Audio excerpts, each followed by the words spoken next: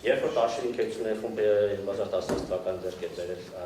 Հայաստան-Ամերիկական ցանցեր պայմանագրական ընկերությունը, նոր միացությունների քանակը կազմել էր ընդամենը 5112։ 24 թվականի վերջում այդ նոր միացությունների թիվը արդեն կազմել էր տարեկան 14134 նոր միացություն։ Այսինքն շուրջ 276%-ով այդ նոր միացությունների ցուցանիշը աճել է։ Նախորդիվ տարածքային կառավարման ենթակառուցվածքների նախարարի կողմից ներկայացված հաղորդման մեջ ներկայացվել էին այդ ուշացումները, որոնք իբրև հեծի մեղքով էին 11000 ուշացումներ շուրջ, սակայն ինչպես պարզվեց վարույթի ընթացքում ընդամենը այդ 11000-ից 4-հատն էր, որ հեծի մեղքով էր, այսինքն 96%-ով հեծը ժամանակին էր կատարել,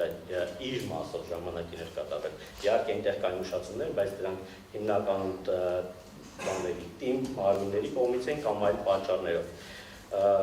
Նոր ներկայացված արդեն Ռոմանոս Պետրոսյանի կողմից ներկայացված տվյալներում, որտեղ զետեղված տվյալներից հանձնաժողովը նշել էր 28 խախտմամբ միացված դեպքեր եւ 246 պատվերներ, որոնք 25 թվականի առաջի եռամսյակի վերջի դրությամբ արդեն ժամկետած են։ Սրանցից ընտրանկային իրականացված ուսումնասիրություններից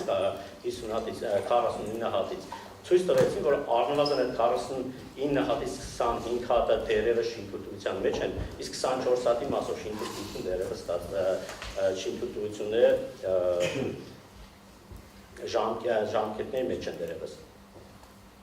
25 հատը վերջ են ստացել շինթույլտություն, իսկ 24 հատը ժամկետի մեջ է։ Ինչը ևս վկայում է, որ այս նոր միացումների կետերի հետ կապված հեծ ընդհանրապես որևէ նմանատիպ լուրջ մեղավորություն չունի, որը ինքնին ենթադրում է միայն այս կետի մասով գեցին լիցենզիայի դադարեցում։ Հաջորդը ոչ հավաստի վերանայված հաշվետվություններ, այստեղ նոր տերմին է հայտ եկել, վերանայված հաշվետվություններ, հանձնաժողովի կողմից իրականացված մոնիթորինգների գործընթացներում որևէ կերպ հեծի ներկայացուցիչներ մասնակից չեն դարձվել։ Մասնակից է դարձվել միայն հանձնաժողովի նախագահի կողմից նշանակված ժամանակավոր կառավարիչի կողմից։ Արդյունքում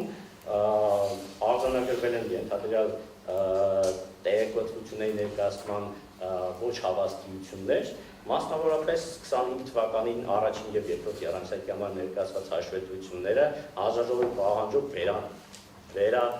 վերանայվել եզրույթն է օգտագործվել, հանձնաժողովը պահանջել էր վերանայել եւ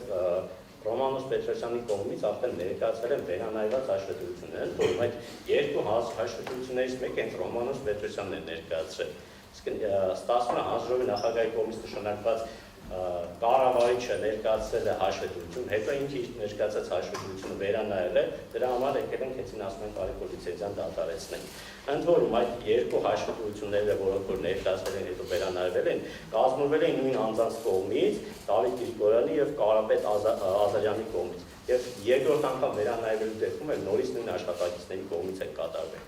Սա վկայում է այն մասին, որ այդում նաև կառավարչի օրոք տեղի ունեցած այդ վերանայման երևույթը, որ խոսքը չի գնում համակարգվածության մասին, խոսքը կարող է գնալ օրինակ անձանց որոշակի